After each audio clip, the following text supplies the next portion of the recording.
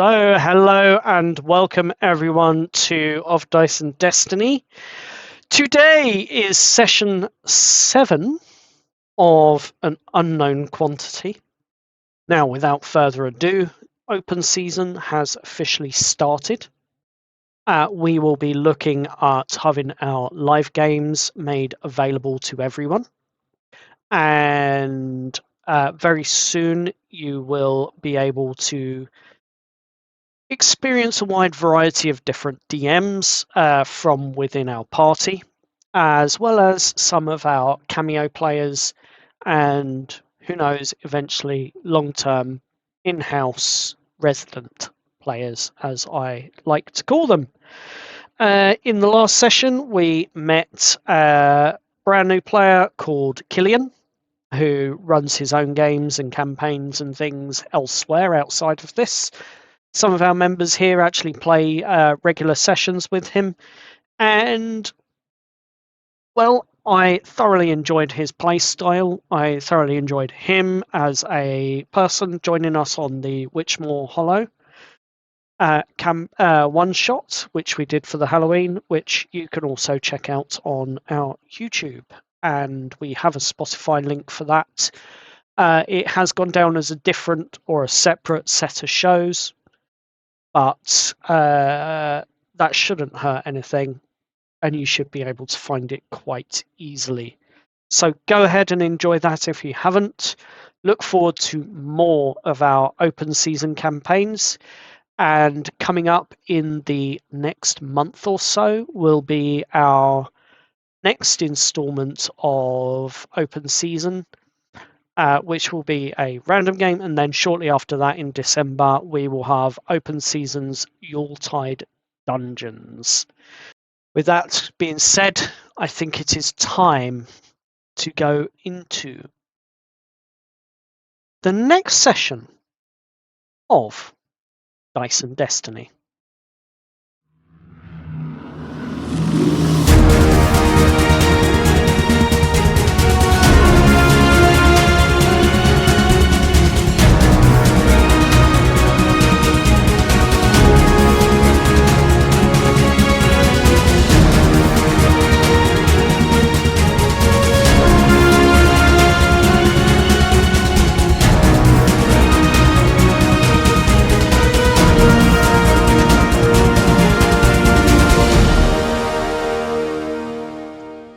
So, what did the players get up to last time?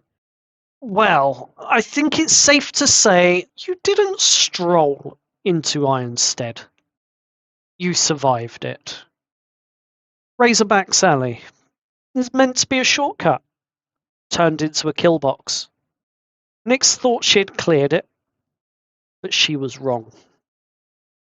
Snake's crew slammed and upturned a cart into place, blocking you in the alley. The kids scattered after 3 sharp, shrill whistles, and suddenly you were in your first real fight in this town. Not a LARP, not a camping trip gone wrong, a fight where the pain, the blood, and the fear was real. Aspen swung first, cracking Snake across the jaw. Chris, well, he got a crossbow bolt straight into the shoulder and barely stayed standing.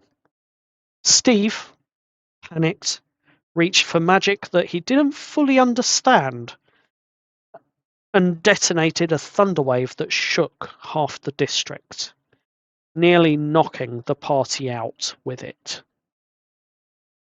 Aura held the line to protect Nyx, while trying to process the fact that she was nearly touched by a god.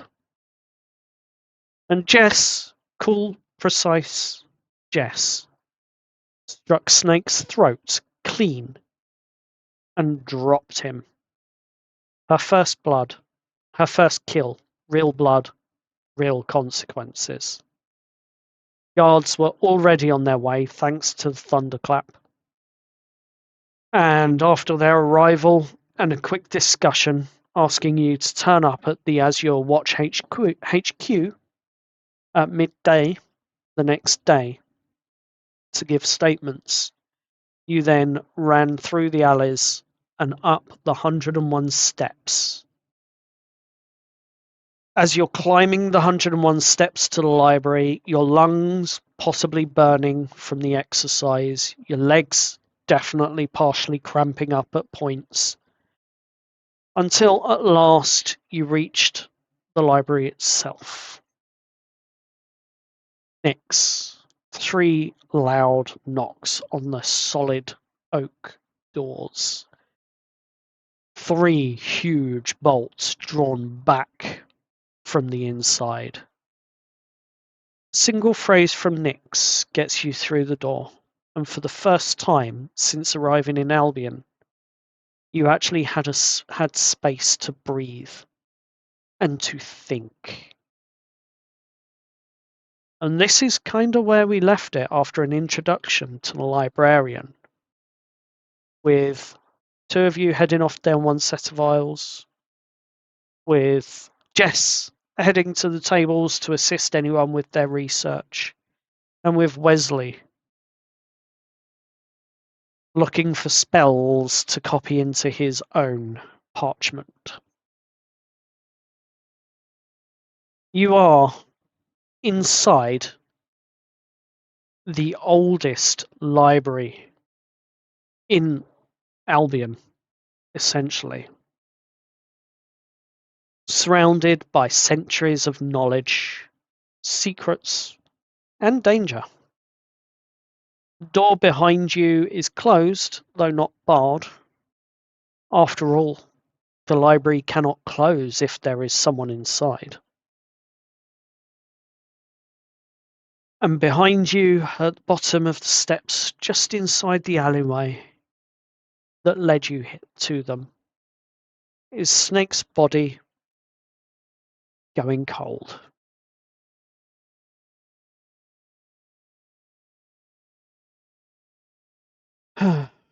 Even if this murder is justified, the guards won't ignore it forever. So what are you lot going to do? But we'll get to that when midday comes round the next day. For now, though, you're hurt, you're shaken, some of you partially healed, but still very much wounded. But for the first time since you have woken in this world, you're no longer guessing in the dark,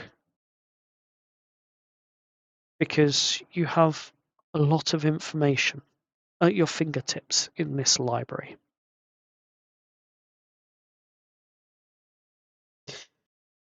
So,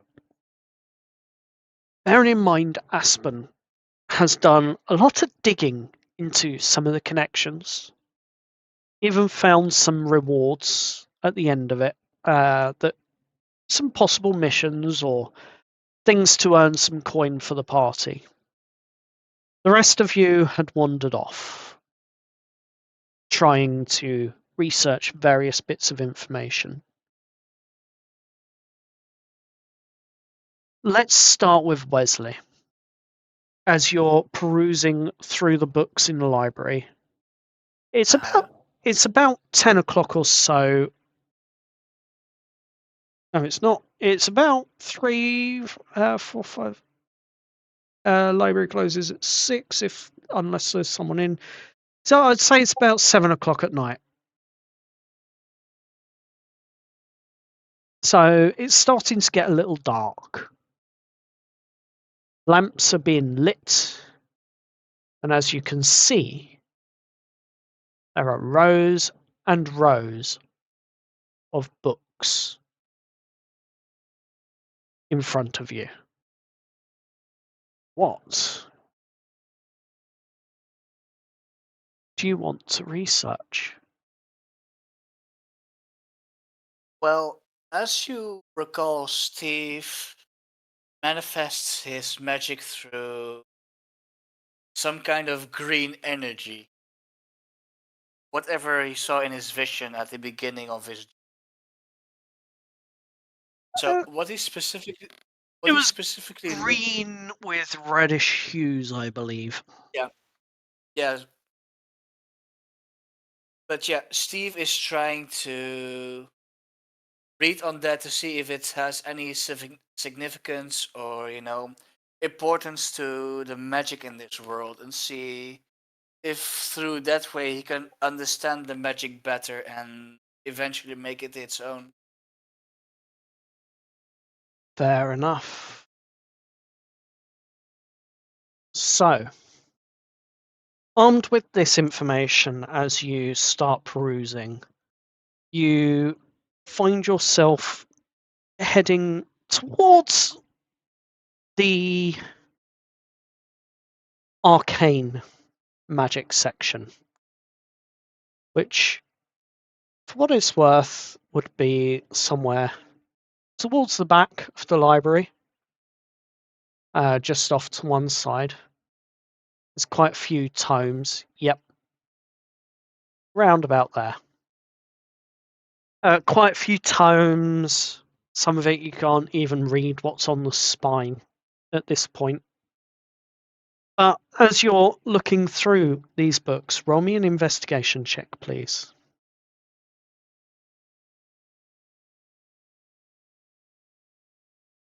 And call it out.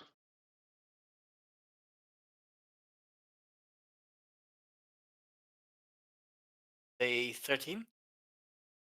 On the 13, you find a couple of books. One of them is written in common, and it seems to talk about the basics of magical trickery, more so than magic and arcane. But nonetheless, it has plenty of good illustrations as you pull it out to have a look at the book. It has a red leather-bound cover, and the writing is just plain black, common language. Trickery of magic.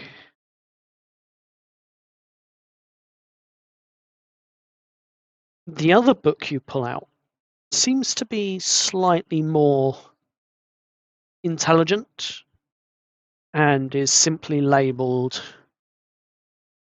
Magical Arts and Their Forms.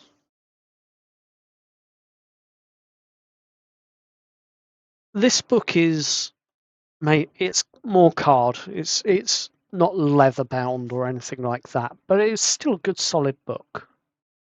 And as you pull this second one out, you begin to flick through the pages briefly.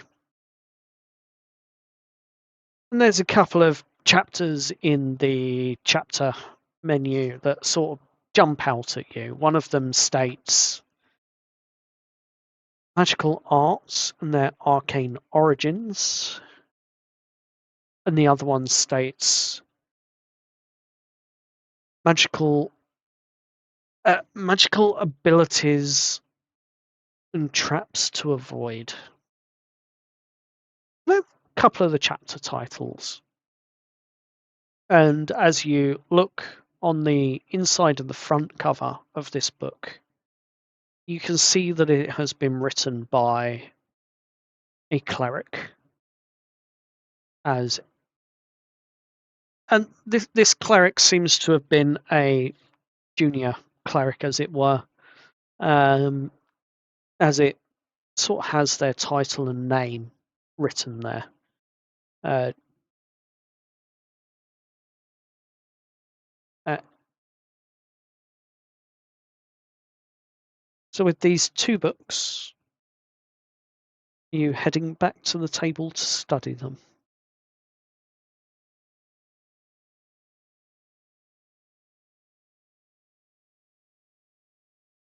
I'd feel like Steve would start with the second book about the origin of magic. I think it called it. Yes. Okay. As you start to study the book, are you doing a brief overview? Are you quickly perusing the pages, or do you intend to actually spend about an hour, maybe an hour and a half, actually reading this? Yeah, I feel like because Steve wanting to understand his magic and an innate ability for it, he wants to understand as much as possible. That would mean he has to study. Okay. As you continue to read through the book written by the junior devotee Liza Fenwick, you begin to start understanding the differences in the types of magics and why they are classed differently. So it talks about how wizards tend to use arcane symbology and in some cases geometric patterns and various other sort of more mathematical ideology behind their magic. Whereas it talks about druids being very much natural, uh, nature based, drawing their energies from life and nature and the area around them. It also talks of bards who use entertainment and charm, but this to perform their magics. And this junior devotee, Liza Fenwick, seems to be dismissing bards somewhat. Uh, Perhaps she hadn't had a good experience with them. Who knows? But she seems to be quite dismissive of the bards. And it talks about other sort of magics, such as eldritch magic, which is and warlock, those that have patrons. And you realize that perhaps this could be it, that you have an unknown benefactor, because from what you're seeing, the same sort of greenish hue tends to follow the eldritch path and the more necrotic magics, perhaps, that come from eldritch or warlocks who have gifts bestowed upon them in very limited quantities at the cost of their soul, it seems. But you don't recall giving up your soul. Yeah, I feel like Steve reading this, he panics like just a little, like, wait, I didn't sell my soul now, did I? No, I didn't. Yeah, it's okay, it's fine, it's fine. So it leaves you a little confused. But as you continue reading, you do realize that actually could be wizardry. And you look around and you're essentially looking for for Chris, but he's not here to be seen at the moment. He's over with Lou somewhere else in the library. Jess. Now, I understand that you are going to be assisting Steve with his studies. Absolutely. Yeah, Jess has a lot of years behind her studying for a degree and then a master's degree. So, Okay. Steve, do you need, is there something you need, like book-wise, anything you need me to research for you? I'm pretty good at speed reading and finding, like, literally what you need pretty quickly, normally, in the real world. So, pretty much what I'm trying to understand is, the origin, or rather, source of my magic. Okay. Jess will take the first book. What was the first book called? Remind me, DM. So the first book is I've not written that note down. I'm an idiot. Chris or Steve, can you tell me what I called it? Second one was Origin of Magic. Yeah, that's And the one I've got other in my notes. the other And one if was, I magical believe, arts and their forms. That's the one. The other one was Origins of Magic. I'll take the magical arts and their forms, and I've written it down the incorrect way, and I'll have a flick through and see if I can find anything. Steve, is there anything, you know, this is weird to say. Is there anything you have a feeling that you kind of are? You know, since we're in a game but not in a game, this makes no sense. well, I've just learned about the various uses of magic and what different magics they are. For example, a It's cleric, more I the believe it was. class. Yeah, there's different classes. And you would have learnt about clerical magic as well, being more aimed at healing, although there are some offensive, like war clerics and things as well. Yeah, there are like clerics, druids, even warlocks. Okay. So, what do you feel you are? I mean, Well, other than human. that's the issue because when we first got here, so warlock magic specifically is about having a patron and selling your soul for power, I believe. But the thing is, it talks about this greenish, reddish hue or source or whatever it is. That's like with warlocks, but I definitely did not sell my soul, so Oh, that's what weirds me out, or rather confuses me a little. Okay, okay. as you begin to discuss and read through these books together, either one of you with advantage or both of you separately, and we go with the highest roll as though it's an advantage roll. Roll me your investigation checks, please. Okay. Investigation. Do you want normal or with advantage? Sorry. It depends whether one of you is rolling or both of you are rolling. I could do advantage.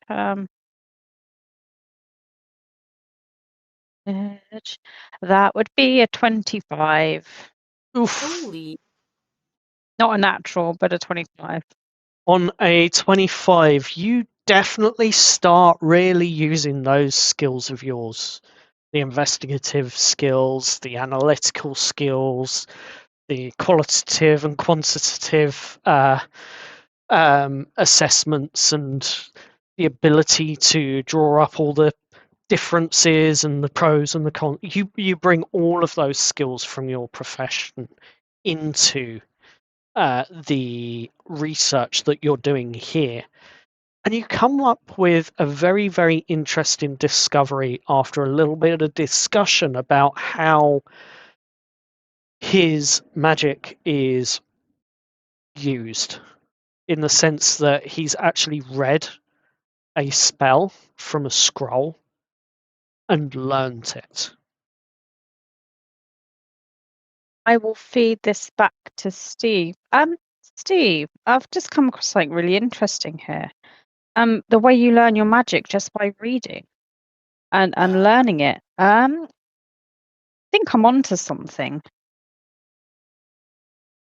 As you are discovering this, and as you are discussing and talking this through and your theory through, it becomes more and more apparent that although you seem to have borrowed those more necrotic and warlock and type essences, as it were, your magic is definitely more trained and on your intellect and your ability to be able to scribe them down and your ability to be able to write them into a journal so that you can remember them, so that you can recall them, so that you can use them. And you come to a very, very clear very, very, very clear conclusion that as a wizard, there should be a lot more that you are capable of, Steve. It's a question of learning it. Steve, Yeah? I think you're a wizard. I'm a what? A wizard. Look, and I'll pick up the book and kind of show him the section I was just reading about learning magic and how wizards learn magic and write the spells down and things, and that's how they learn. But I think you've borrowed your magic from a more dark source, but the way you use magic is the way a wizard would use magic. Yeah, I do recall, reading that scroll and learning. I think it's a shield spell. Yes. Ah. So basically you're capable of basically grabbing a spell book from this library and reading it and learning it. We could test something out. I could go look for a spell book for newbie wizards and see if there's like a really basic kind of spell where you can, I don't know, make some light or something. Okay. I mean, yeah. Okay, cool. I'd like to go and try and find a beginner wizard spell book, please. Excellent. So you both head off down to the various sections in the arcane library, the arcane section of the library, and you find a few books. What I'd like you both to do, and this will take you both about an hour to an hour and a half of time in total, but I'd like you both or one of you to roll with advantage against Steve's intelligence. So, Okay. Steve, Yeah, with advantage, it'll be you. I'm afraid I'm picking on you here. that's fair. With So- advantage, I want you My to. intelli- Yep. Yeah, so my intelligence is 19. Yes. So how would that work? Roll an intelligence check for me. Right? Advantage. Oh, thank God for advantage. Oh, that's 20. Oof. Oof. Yeah. Do you want to call both of those rolls out? A nat 20, meaning a 24, and my first roll was a 5. Yep. So with a natural 20 and about an hour and a half, it goes on a little bit longer because you go down a couple of rabbit holes. So about 2 hours total here at this point. But you manage to find some of the tomes that contain various spells. Now, unlike the scroll, the wording doesn't disappear. These stay on the page as you read it and as you try and learn the spells. But they make sense to you as you're going through them. The level 1 spells that you have available might take a little bit of practice. It might take a little bit of, okay, I need to memorize these. I need to understand what they are and what they do. But you begin to actually catch a grasp on them.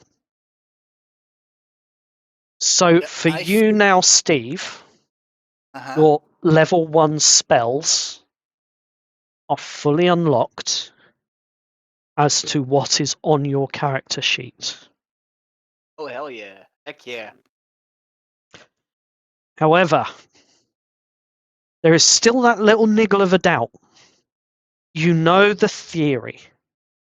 You understand what these do. But that niggle of a doubt is, can I actually cast it or not? Because you are from a world of science. So, Steve, writing down these spells in his spell book, he sees like one specific spell that he thinks he can try at now. Say, I got a question, and he turns to his side. What's that?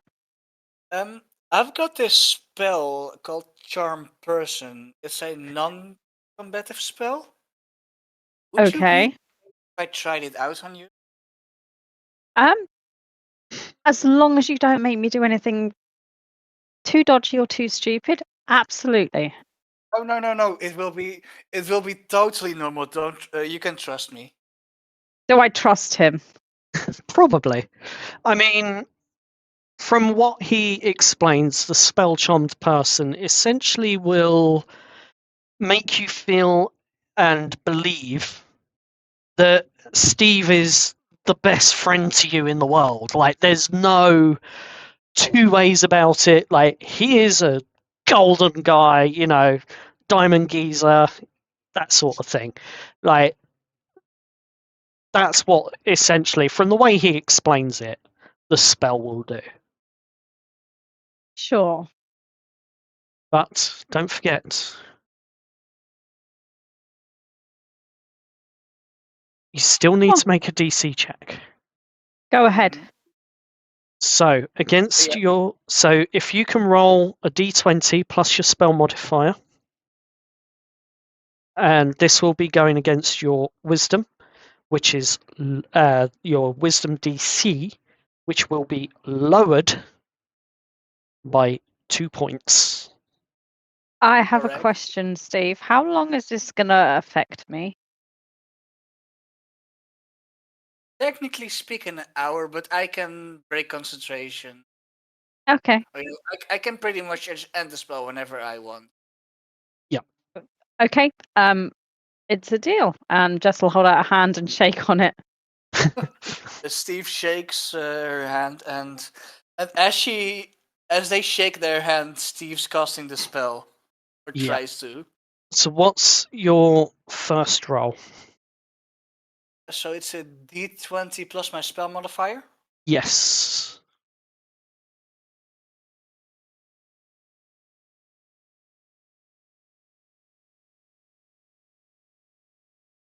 It's a 15. 15 beats your sense of doubt. It beats it by a long shot. You have a lot of confidence with this. Now go ahead and make the actual roll for the spell. What's the defense on that? It's a wisdom save or a charisma save? A wisdom saving throw. Oh, okay. And what's the DC? DC 14. Okay.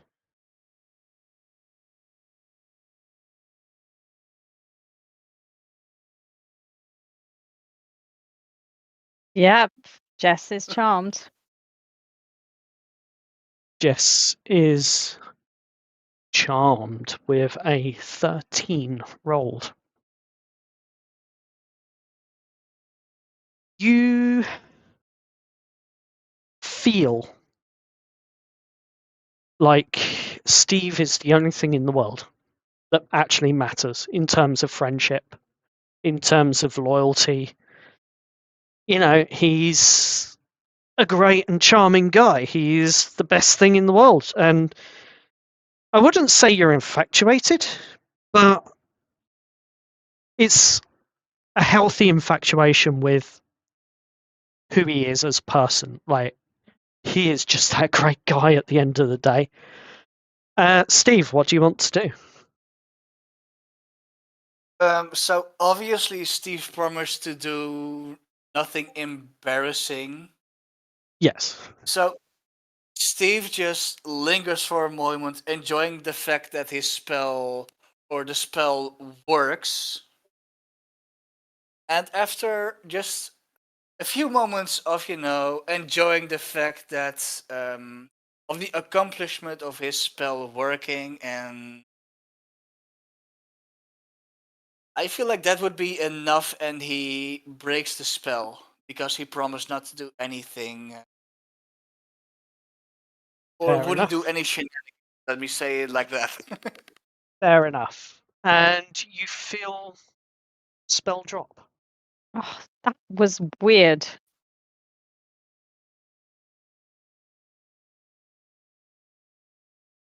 I take it worked then.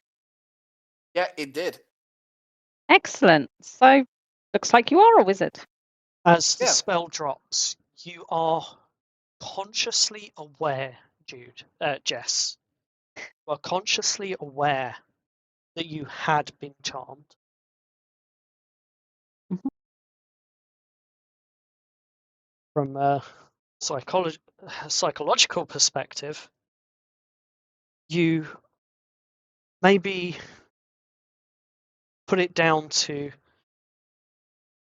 perhaps the magic affected the chemistry in my brain in some way. You know, it's almost like a drug or an SSRI or something like that might have affected your chemical balances in the brain. It's that kind of experience that you essentially have had, but with that feeling of friendship and loyalty instead of happiness and mood leveling, as you would normally be used to seeing or experiencing from the perspective of a psychologist with patients or clients. At least that's the closest you could put it down to.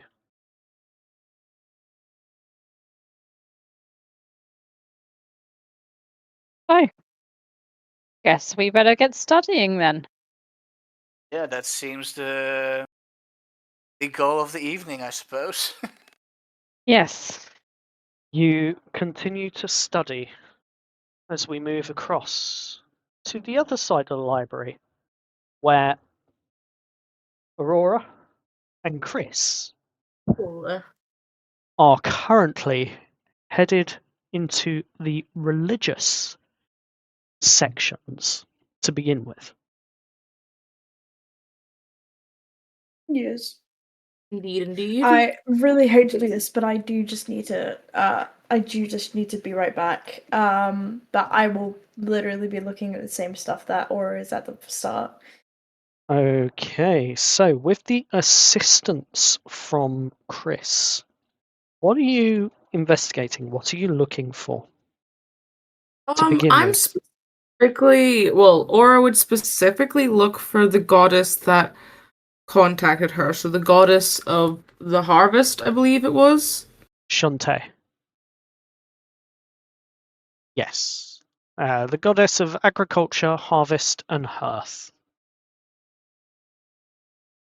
Hearth. Hearth. So, as you are looking for this information, I would like you to roll me an investigation check. Please.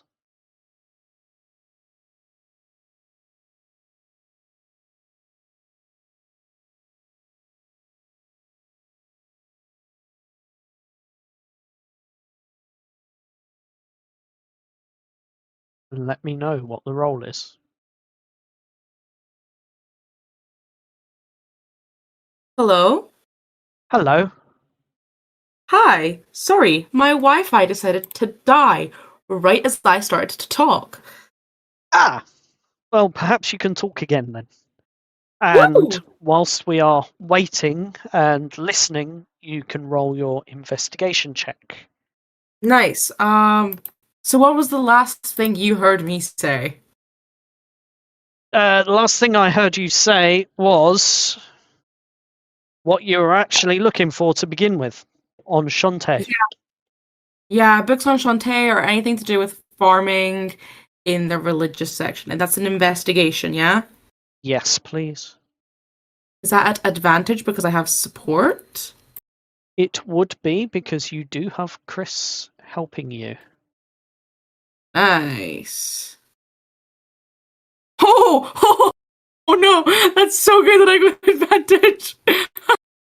Excellent. So, with the 19, Yeah. you find a book on the Pantheon of Albion. Okay. The Knowing Which God is Which, basically, is the title. And within that book is a list of short snippets on what each god is, who they are, and why they're worshipped.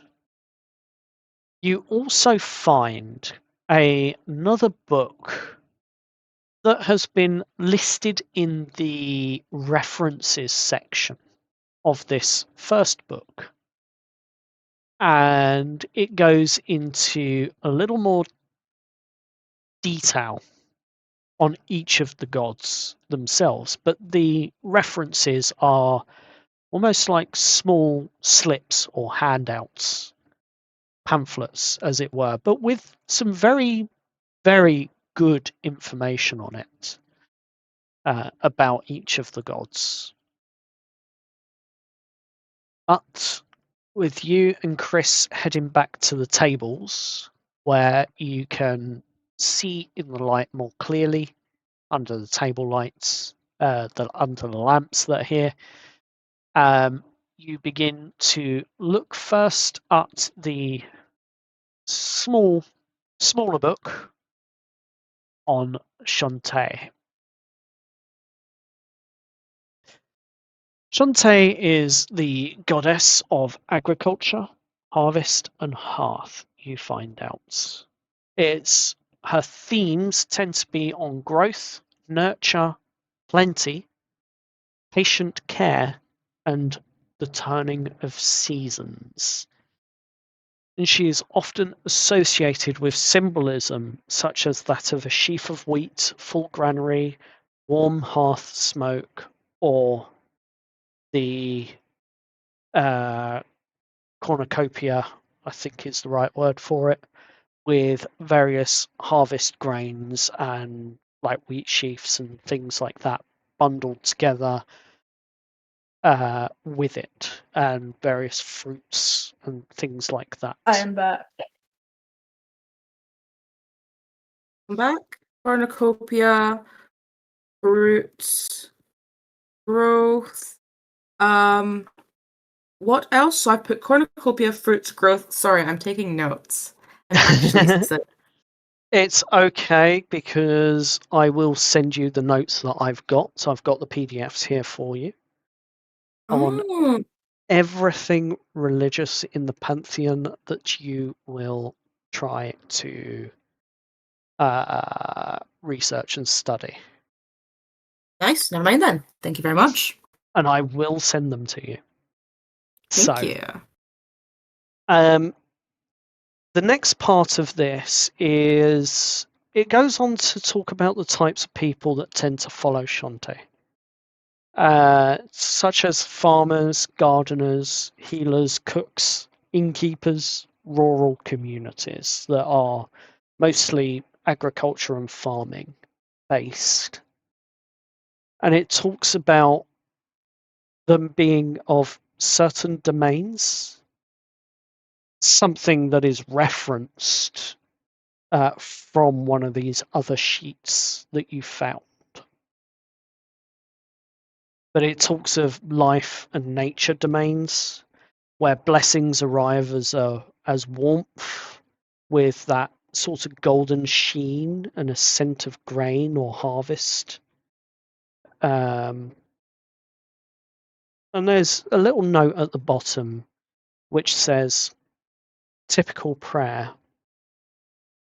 And it talks of on a day-to-day that the typical prayer to Shantae would be, Shantae, bless our hands that we may feed and heal. And other little snippets of similar nature in You would terms of prayers. probably utter a common prayer just to see how it feels, see if there is a reaction to it, because obviously the big stark difference between here and Earth is that she does get a reaction from the gods, so she'd kind of be praying not only for a thanks to the support that she has thus gotten, but to kind of see the reaction that it would itself obtain. You don't so much as see anything in this case. Like, nothing really happens physically. But you do feel a slight warmth grow in your chest before it fades away again.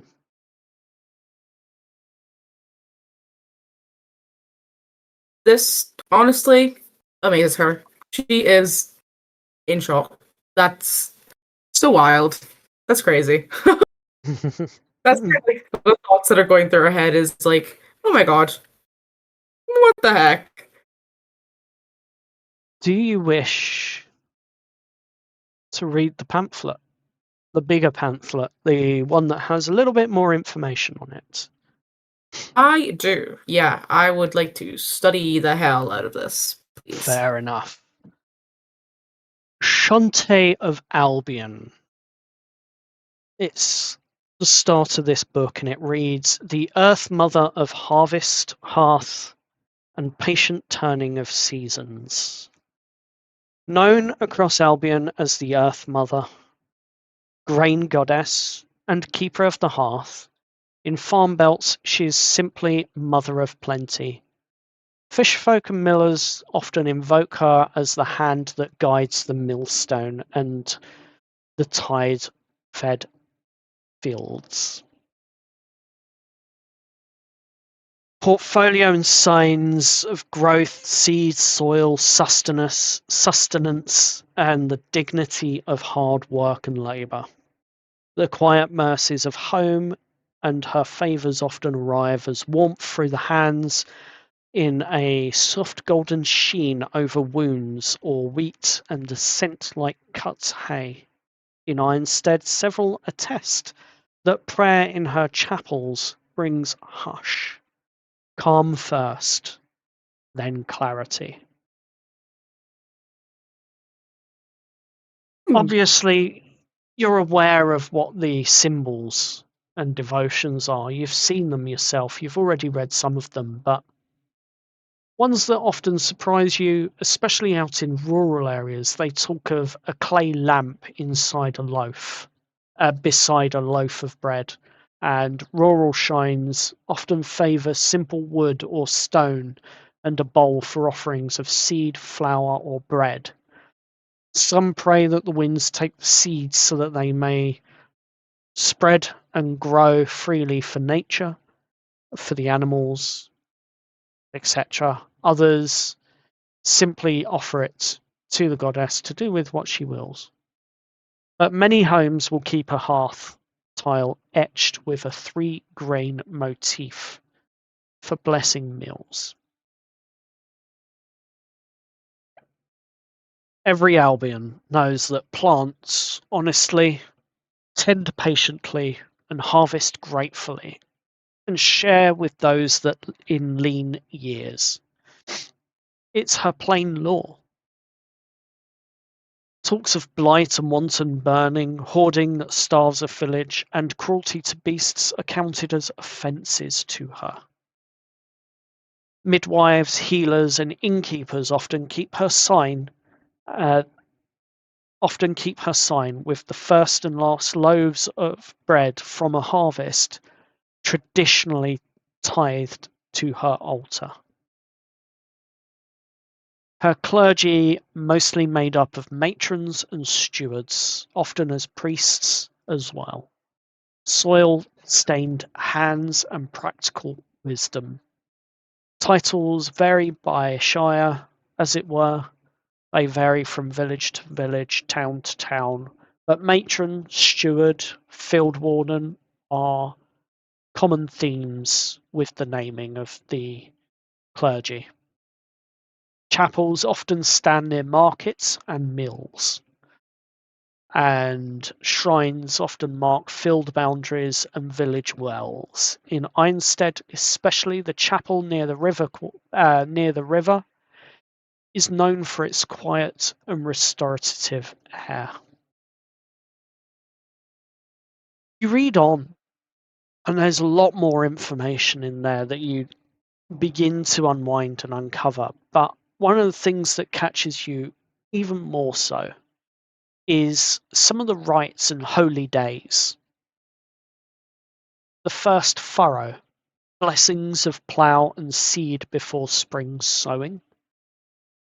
The green grain, a midsummer thanksgiving for early growth. Herbs and tools are often anointed with oil and ash in a symbolic gesture, as well as a lot of farmers knowing that the ash offering, as they dust their crops with it, often helps to fertilize the soils and help the crops grow. So it's a tradition that they've kept doing for hundreds of years. Harvest Home Festival, the grand autumn feast, community baking loaves of bread shared from the first sheaves and bear it to her altar. Hearth-keeping winter vigils, lanterns, and low prayers for the sick, the hungry, and the safe births in the world. Neighbouring faiths respected in Albion include Lathander and Selune, new beginnings and tides and safe travel, and both often appear alongside her in village iconography. And her tenets sit at odds with gods of reckless destruction, and with cults that prize greed over the common table. There's another little note, another common prayer that is often said that you find in this one. It's more of a daily prayer, perhaps said by like before a meal, like a Christian say grace before eating. Earth Mother, bless the work of our hands, that none go hungry while we have strength. I will plant and share, and I will heal where I can. I will keep a place by the fire for the weary. Bless their souls.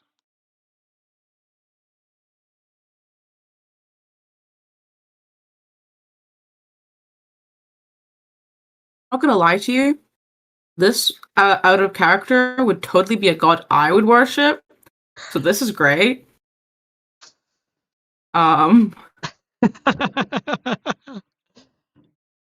For her in character, it's very interesting. It's so interesting to see that essentially her whole thing is work not just for yourself, but for the people that will eat what you have worked for. And that's such a basic concept for all farmers, but it's so nice to see that it's like a rule here. Yes. And that intrigues her.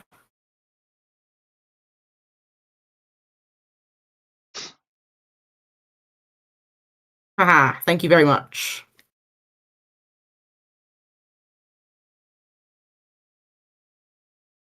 So, is there anything else you would like to learn of the Pantheon? Anything further will require another investigation check.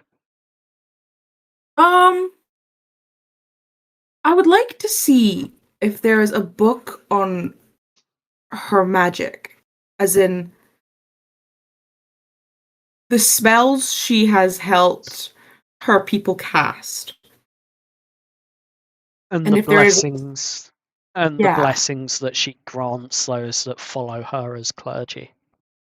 Yeah, kind of, yeah.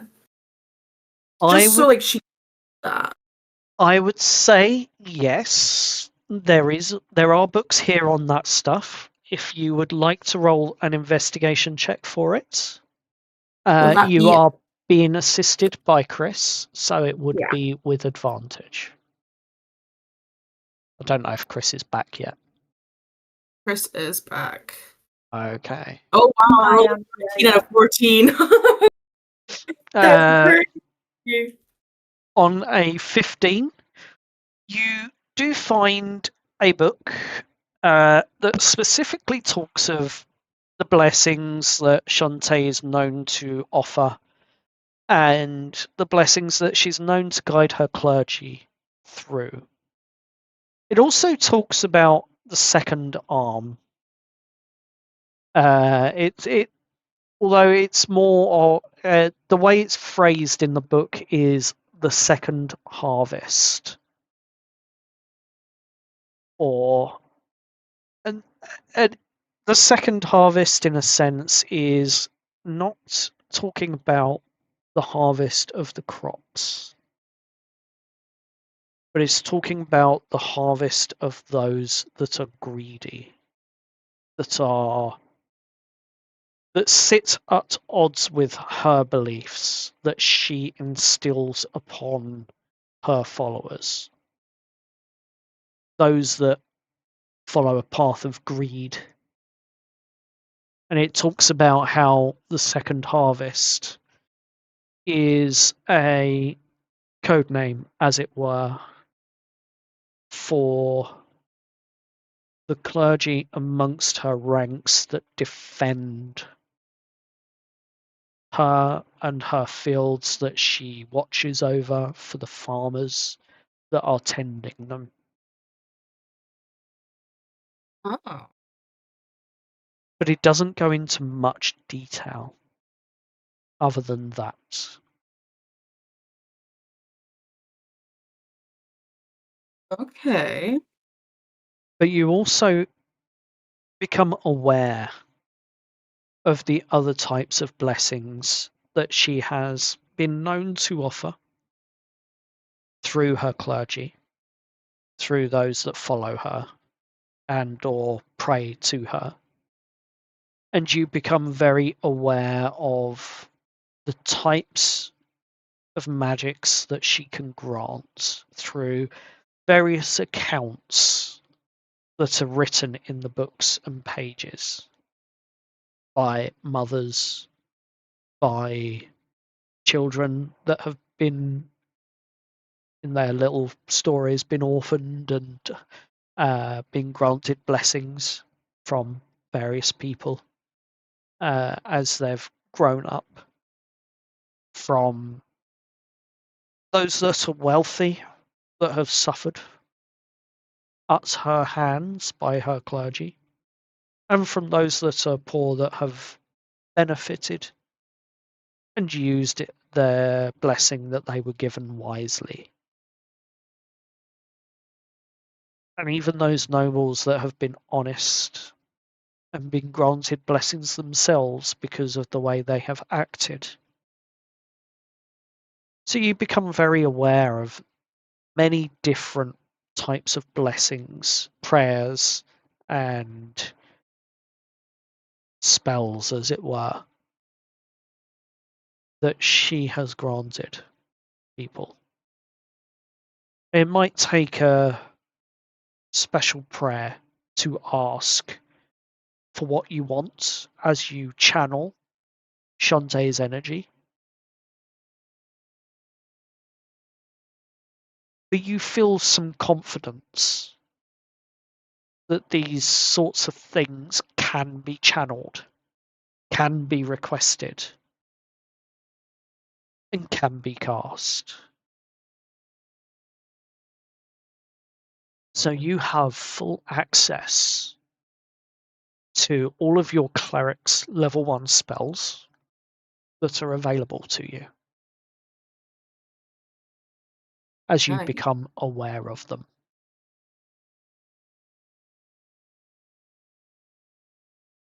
Nice, nice. Thank you very much. Chris and Jess, Yes. Yes. is there anything else here that you would like to look at? I know one of you was particularly interested in learning about more of the Pantheon, but I can't remember who. That wasn't me. It was the. Okay. So whilst Aurora is researching and going through the notes that you and Aurora found, I want you to roll me an investigation check for yourself, please. Yes. Just to see how much information on other members of the Pantheon you can find.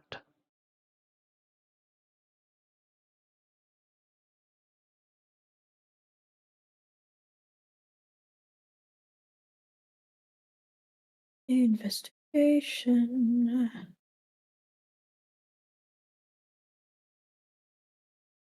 Oh, that is a Ooh. very nice I roll. just did 20. A dirty 20. So you find information on, at the very least, you have found all the names of those in the Pantheon that are most common to Albion. The first is Lathander, the Morning Lord of Dawn, Renewal, and Glad Endeavour.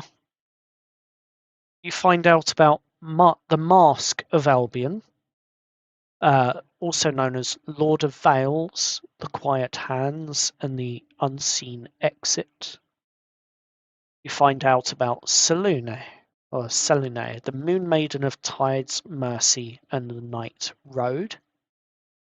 You find out about Timora, Lady Luck, patron of bold steps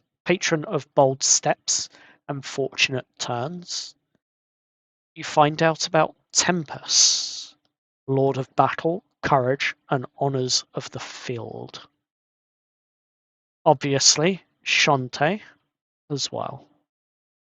These are some of the more commonly worshipped Pantheon members that you can find in and around Albion at various places. Do any of them take your fancy to look into more deeply?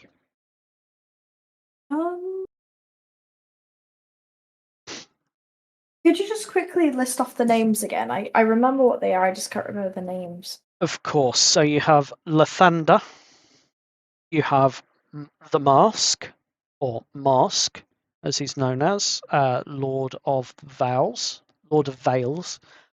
You have Selune, you have Timora, you have Tempest, and you have Shantae.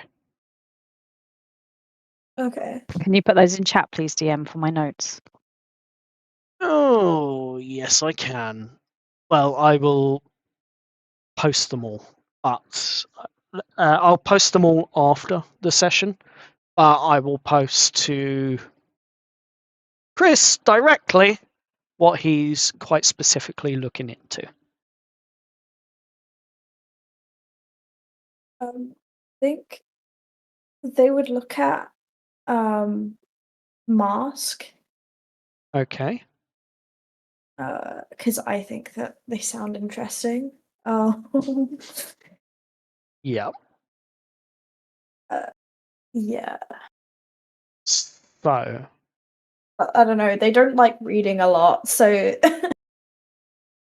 No? they probably wouldn't deep dive as much as other people. I'll be honest. yes, of course. So, the Mask. Mask is known as the god of shadows, thieves, and intrigue. Often the themes are subtlety, secrecy, the craft of theft, and quiet exits. Symbols are often seen as a black mask, a shuttered lantern, or a gloved hand. And typical followers tend to be those of the Thieves' Guild, spies, smugglers, gentlemen rogues, etc. Common domains for those that are of a cleric or paladin nature tend to be trickery, the domain of trickery. Miracles favor misdirection, and clean getaways would be the caption. And a common prayer would be mask, hide me in plain sight and hush my steps. Interesting. And then looking a little more deeply, the other things that sort of get you drawn in a bit more. Secrecy, misdirection, craft of infiltration. The ability to be able to analyze and quickly time various actions, such as when a watchman's gaze is turning aside just at the right moment for your action to happen, whatever that may be. Offerings are often favors returned and information shared or a cut being given to partners tend to be seen as offerings and often given as an offering, with that being mentioned. Ask, I offer thee this, and then you hand over the information or whatever the cut is. That sort of thing. Theft shouldn't be cruel. It shouldn't be done needlessly. The mask also teaches that theft is an art and not the same as cruelty. Spilling of blood needlessly will often actually draw disfavor from his followers and from the god himself.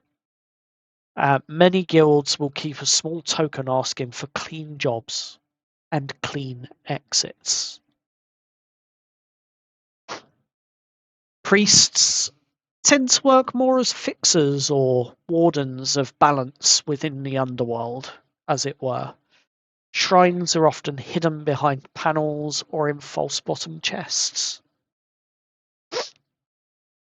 Holy days, or rites of passage within Albion, is the quieting, a night where quarrels are mediated and debts tallied square. Veils turn, apprentices vanish, and return with a token task done without harm.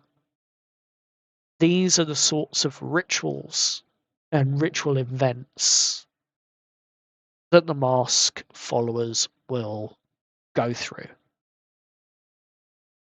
In terms of allies and tensions, pragmatic ties with gods of trade and luck, for example, Timora, but opposed deities would be that of wanton slaughter and those who break the unspoken rules. So you're looking at Tempest, for example. For devotees, prayers and vows that you might hear the clergy whispering may be such as, mask, shade my steps and close the door behind me. A vow might be something along the lines of, I take without breaking, skill before blood. Favouring trickery. Miracles that blur and deceive. Blur perception and deceive people. But opening the way or turning a pursuit into a ghost chase for the pursuer would be the sort of things that someone following the mask would be looking at. Very interesting. So, with that being said, there will be more research done, and you have plenty of time this evening. And I will pass you more documents and things that you require after the session. But you gather yourselves and you meet after several hours at this point of reading, studying, learning, and understanding to discuss your next moves. At this point, it is about 10, maybe 11 o'clock in the evening, or so you assume.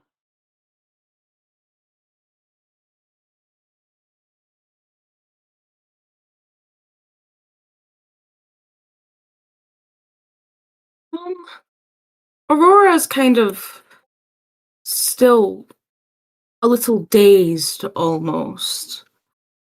There's so much concrete evidence and solid testimonies that are recent on God's existences, and it's still kind of mind-boggling to her, Yeah. this big jump, for lack of better words. Yep.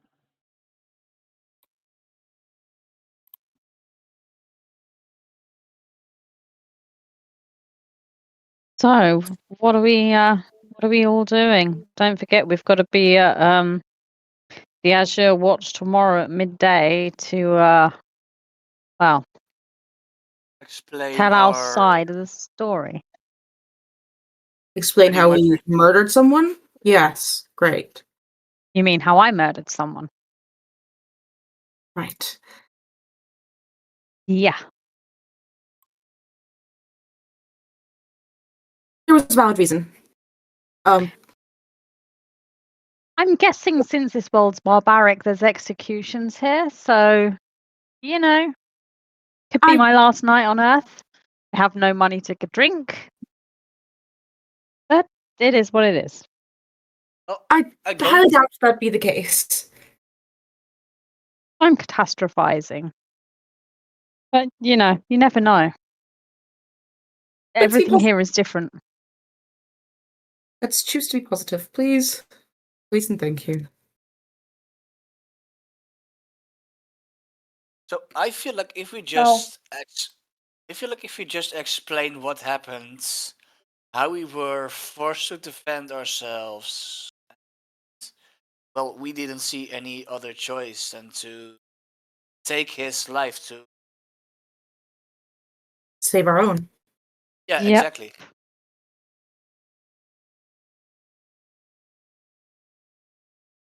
I feel like the Azure Watch wants to protect this city. I think. I hope. Yes, I agree. I don't think they would harshly prosecute. That doesn't seem right. Well, I guess we'll see tomorrow. Indeed, I Yeah. guess we will. Well, Are we still staying at Elizabeth's tonight?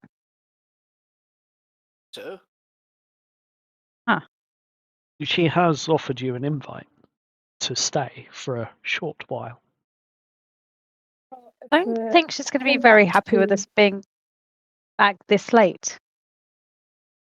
I was going to say, if we're heading back to Elizabeth's, then we should probably, leave now. Yes. Because it's already late enough. Yeah, I agree. I think we studied for long enough. Okay. As you gather your belongings, some of you perhaps even taking photos of various pages of books so that you can continue to copy them down later. Oh yeah, Steve is definitely. I was mainly trying to say Steve's taking pictures of some of the spells he saw through his study. Yeah. Yeah, I was gonna say that I was about to use the wrong character name. That Aura is also doing that. For sure. In the quiet of this library, there's no one here to see these strange devices in this world, but the phone's working to take pictures and things like that still, so it's all good as far as you're aware. It does use some of your battery up, but nothing too major at this point. They're still going. They've still got enough charge on them to last maybe another day or so. But as you gather your things and your last photos, you head out of the library, and the librarian looks back at you and says, "Ah, well, you look a bit more rested." So, for those that need it, if you haven't already, you can take a short rest at this point. Yep. You look Nice. a little more rested, a little less beat up, as it were. Let me just say, this library has been built like to be, in recent times, that of a sanctuary. And it's Oh. not often that we have visitors late of a night, but when we do, be assured that our doors will stay open. We don't appreciate people falling asleep here, but I don't think we need to worry about that, do we? You all seem to be wide awake. Yeah, But and we no, got our own accommodations for now. wonderful. Well, you're always welcome back here. I trust that you've put all the books back. In fact, I know you have, which I thank you for. You'll be surprised at the number of students that pass through here and just leave them piled on the tables and go barreling out because they're late for various exams or whatever the case may be. But I thank you for putting the books back. I do appreciate that. Either way, I hope you learned and achieved what you came here to learn. That and more. Thank you. That Wonderful. is appreciated. She looks over at Aspen, who has been grilling her and questioning her and asking her various sorts of questions. And you, young lady, you didn't come here to use any of the facilities, but I trust you got what you needed to know information-wise. Do with that what you will. And I will see you all again very soon, no doubt. Providing the steps are merciful enough to let you up here.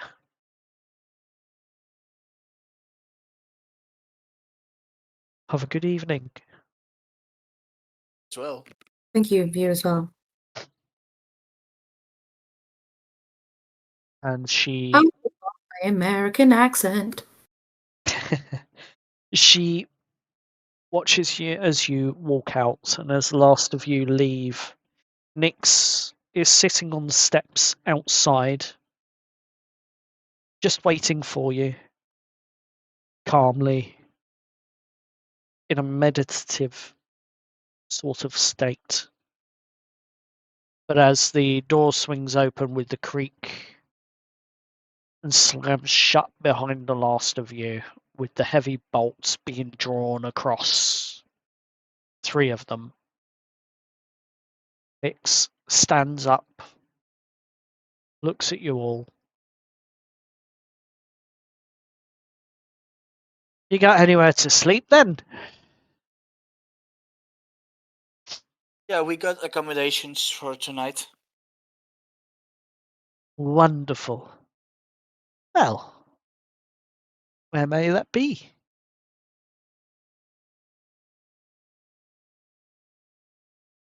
Elizabeth. I was going to say Elizabeth. The Yeah, tailor Elizabeth. is The tailor. housing us. Yeah, wonderful. Well, I can lead you that way. I assume you don't. And she looks over at Jess. I assume you don't want to take any shortcuts through alleys. Preferably No not. thanks. Very well. Follow me then. And she begins to skip ahead of you all down the stairs. I still don't trust her. There's nothing we can really do about it right now. Let's hope she doesn't drag us into any more combat. I'm struggling with an American accent. I doubt that that's gonna be the case. I'm sure we're just going back to Elizabeth's now, and I think everyone's a bit too tired for combat anyway. Yeah. Indeed. And after about 30, maybe 40 minutes walking, you find yourselves back on familiar streets in front of a familiar tailor shop. Seeing the various sights as you were heading home. From the top of the stairs, as you look out across Albion, the 101 steps by the library, you see a very different picture from the evening as you were walking up. You see the street lamps now lit and the shadows of rooftop paths and various streets and what have you being cast far and wide. It's quite a sight. It's very, very beautiful, very serene, almost surreal. But once again, at the bottom of the stairs, cobblestones under your feet as you're walking back. You see the usual signs of those that are in poverty, sleeping under various doorways of various shops. You see people scurry away as large groups begin to appear around corners, i.e. your group. And for the most part, it's a peaceful journey back to Elizabeth's. There's a couple of scuffles from a couple of drunk individuals coming out of bars at this late hour. But for the most part, it's peaceful, and you find your way back to Elizabeth's. Quick knock on the door, and Elizabeth opens it. Ah, just in time. Any later, and I would have assumed that you'd found an inn to stay at for the night. That's fine. I can see. Oh, I can see you've had a bit of a rough day. Well, not to worry. Let me grab some refreshments. Nix, thank you for bringing them home safe. I do appreciate it.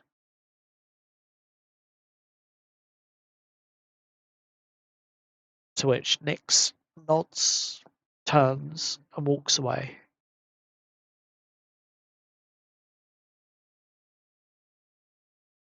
Sorry we are so late. We ended up spending time in the library. Oh, don't worry about that. Late for me is often maybe, well, sometimes the wee hours of the morning. Depends on how engrossed I get in various garments. As you can see, I've almost finished this new one. It's based off of those dungarees you let me take apart for the pattern. And she walks over and picks up essentially all the different parts of your dungarees. I should have these stitched back up for you by the end of tomorrow, if you wish. That would be lovely. I'd appreciate my clothes back. Although yours have been very comfy. Thank you. Comfort and quality.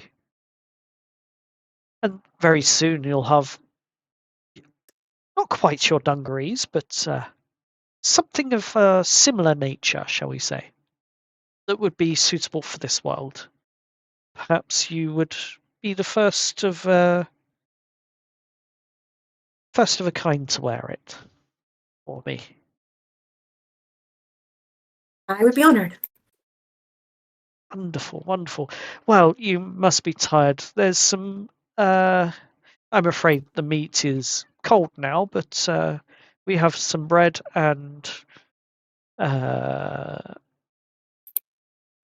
fowl, and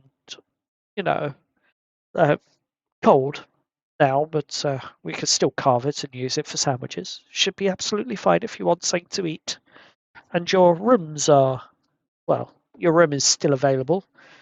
And she points over at the small pile of clothes that she's removed from the corner of the room and replaced where you crashed the night before, Chris.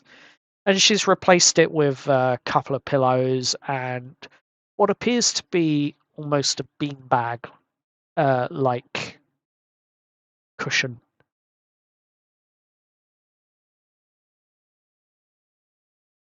Not quite a beanbag, but close.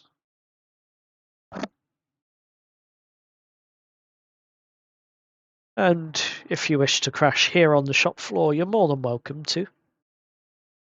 Jess is going to just say, I think I'm going to just go up to my room and maybe take a quick bath first. Night, everybody. Good night. Sleep well. Indeed.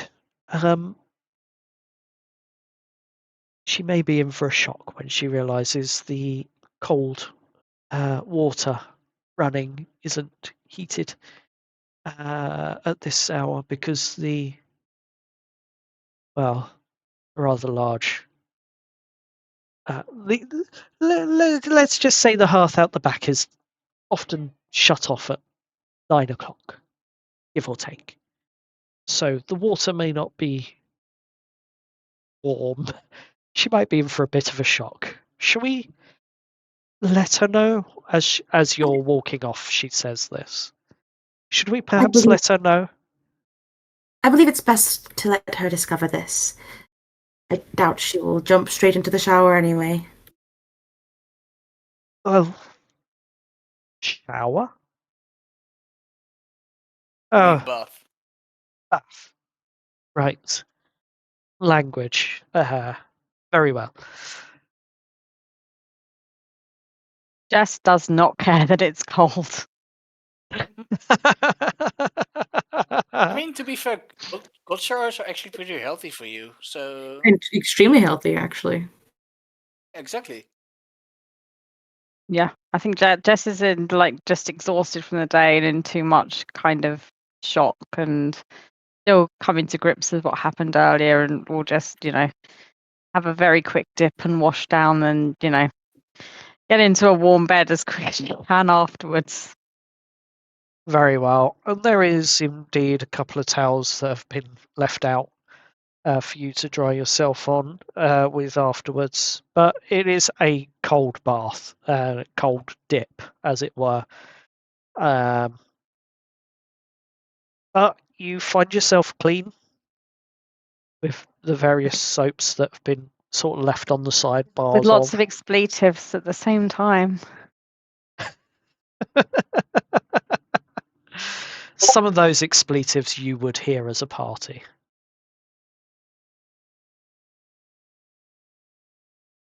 But I think with that, unless there's any more chit-chat and chatter, are you all heading for bed? Or are there conversations you wish to have? Now's your time. Honestly, Aura will go straight to bed. She has a lot to process. She learned she can cast magic today, and she learned that a god is communicating with her. A lot to process. Very well. Anyone Chris else? is also probably going to go straight to bed, to be honest. Yeah, so will Okay. Steve. I think that they're just going to be tired Yeah. after, coming back from the brink of death. Yeah. Finding out you can learn spells by just reading, it's also a bit of a shock for Steve. It's not so much casting spells by just reading them. It's Or more the standing them. the incantation and the understanding of them that you've newly acquired.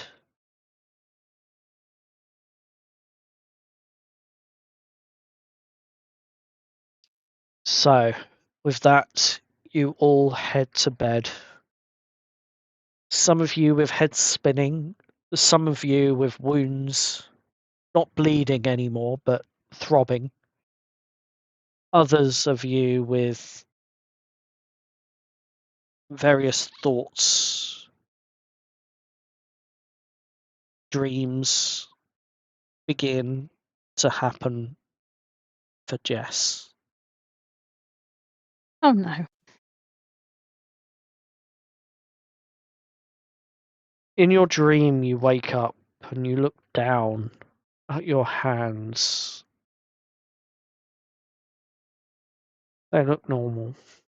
There's a couple of spots of blood that start to drip.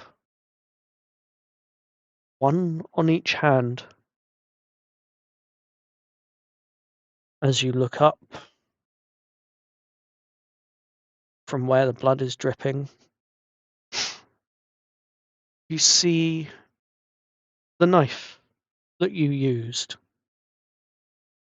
floating. And then out of the shadows, you see something with a black mask suddenly slip up and slip out, holding this knife, looking at it, looking at you. Turns the knife towards himself and hands you the hilt of it, the handle.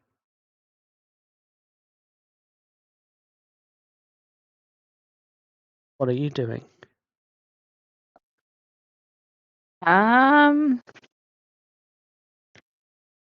Jess will take the knife reluctantly. You hear the same cackled whispers that you heard in the tunnel as you arrived through your passage to Albion.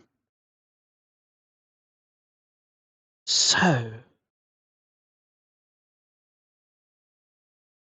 you don't deny you've done it. You accept it.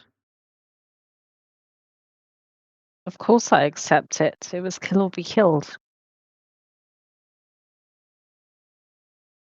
You defended yourself. I defended my friends. You spilt blood.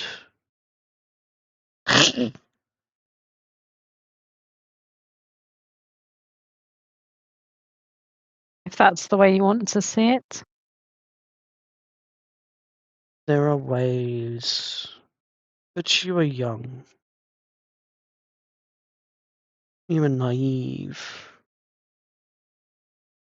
You will learn. You will learn. Subtlety. Investigation. Distraction. Denial. Intrigue. Information. You'll learn all of these things. Forgive you for the kill. Next time, perhaps, try something non-lethal. And it slips back into the darkness where it came from. The mask, the last thing that disappears. The knife in your hands suddenly spurts with the blood in the same way that it did from Snake's jugular when you struck him. And you wake up. For real. Everyone gets a full rest. Yay! Get my spell Woo! back. Woo. Regain that 1 hit point. Man, I was thinking of my spell slot. I'm not gonna lie.